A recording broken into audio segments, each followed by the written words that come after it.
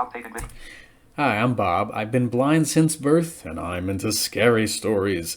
It's October the 4th as you're watching this, so if you like it, share, like, subscribe, hit the notification button. These things help the channel.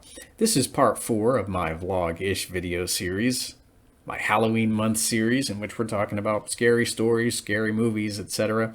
We're going to be talking about a little book series from the 90s today, and it's not what you think. This one's called Strange Matter. These were primarily my Goosebumps books because they didn't make too many Goosebumps books on audio back in the day. They had about 5 or 6 of them, but they were just random titles. I never got to read number 1 through however many R.L. Stine put out there. They had a few Goosebumps books in Braille, but not too many. You just got random titles slapped out every once in a while. I couldn't even own any of those because those were library titles. But Strange Matter, on the other hand, I did own those. Strange Matter took place in the same town. Every book was set in the same little charming town of Fairfield, and each book was about the occurrences that the students of Fairfield High experienced.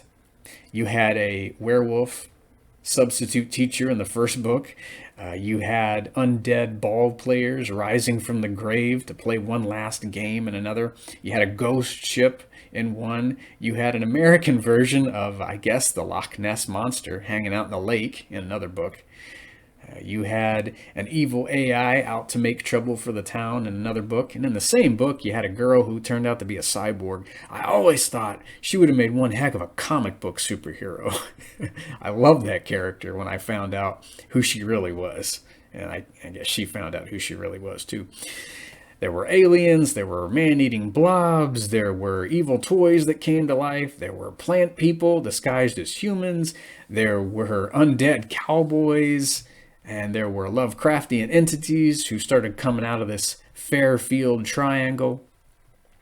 But sadly, after the 18th book, the series was no longer produced on audio. They did release books 19 through, I think, 29 in print, but I could never get them on audio, and they were never available in Braille, and I guess I could have paid kids to read them if I wanted to. I don't know. I never bothered to ask people because I don't know. I just didn't want to be a burden.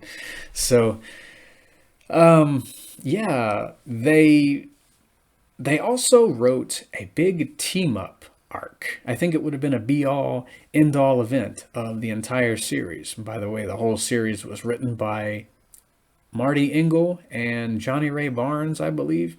This team-up event would have featured kids from previous novels having to team up against, well, a lot of the previous creatures from the previous novels. All the creatures were kind of hanging out in this big, scary, haunted mansion after, I don't know, artifacts. I think there was a new entity called the Collector that was introduced.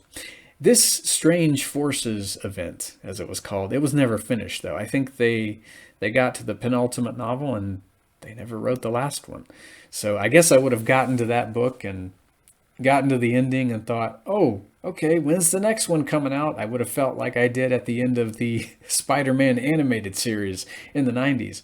It's a shame that the series was never completed on audio or in print. The audiobooks were great. They were narrated by kids and a full cast of actors. Everyone came into the studio, did all the voices and everything. I think my favorite narrators were the girl who narrated Bad Circuits and another girl who narrated the Plant People. They were great. Like I said, though, all the narrators were stellar. You had sound effects and music and all that kind of stuff. It really put you into the story, I think. And I would have really enjoyed the remainder of the series if I could have read them. I like the fact that even in the audiobooks that I was listening to, you started seeing these plot threads weaving together. You started seeing kids showing up, kind of meeting and swapping stories, trying to figure out what the heck was going on in their little town. You didn't see a lot of that in Goosebumps, although I still think R.L. Stine was a great author, still is. I think he did do a couple books where the kids from certain series did meet up and maybe I want to say some of the monsters may have teamed up. I don't know if they did or not because I couldn't really read too many of them. But Strange Matter was great. And if any of you guys have kids into scary but not too scary stories, the books are available on Audible, the first 18 of them anyway. They never finished them, like I said. But you can probably find them in print, used on Amazon, on eBay, things like that. If your kids are more visual and into the reading the visual novels and things like that, yeah, go ahead and get those.